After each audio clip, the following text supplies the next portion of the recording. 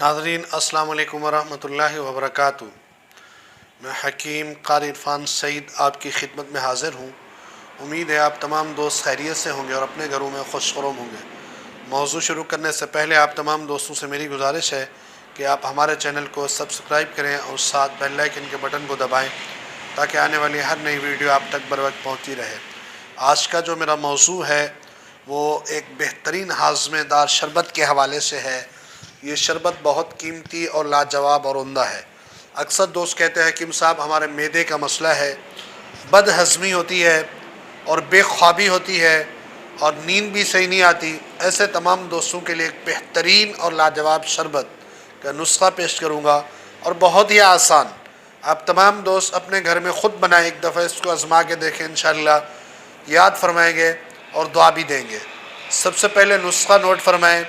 छोटी इलायची 20 ग्राम और इसके बाद आपके पास अल बुखारा 50 ग्राम हो, अनारदाना 50 ग्राम।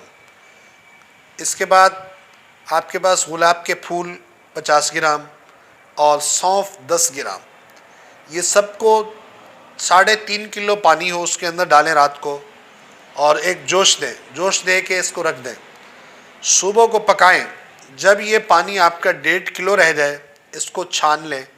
छान कर इसी पानी के अंदर 2 किलो चीनी शामिल करके इसका कवाम तैयार करें। जब कवाम तैयार हो जाए दानेदार तो इसको बंद कर रख दें। जब ठंडा हो जाए बोतलों में महफूज कर लें। सुबह दोपहर शाम ये शरबत इस्तेमाल करें, इंशाअल्लाह इससे बहुत फ़ायदा होगा। ये छोटे बच्चों को भी इस्तेमाल करवा सकते हैं और बड़ों को भी इस्तेमाल करवा सकते हैं। जिन बच्चों को ज़ुकाम रहता है बार बार उनको ये मत इस्तेमाल करवाएं। अगर करवाना भी है तो गर्म पानी शरबत इस्तेमाल करने के फ़ौरन बाद उनको ज़रूर पिला दें। इंशाअल्लाह इससे हाजमा बहुत होगा। ये बहुत कीमती स्पेशल शरबत है। एक बार इसको ज़रूर आज़माएं, इंशाअल्लाह इससे नफ़ा हासिल होगा। आप मार्केट और बाज़ारी शरबत से बेहतर है ये ख़ुद बनाकर इस्तेमाल करें, इससे आपको बहुत फ़ायदा होगा। अपने तमाम दोस्तों को शेयर करें ताकि आपके दोस्त भी इससे फ़ायदा हासिल कर सकें। जज़ाकल्लाह। अस्सलामु अलैकुम।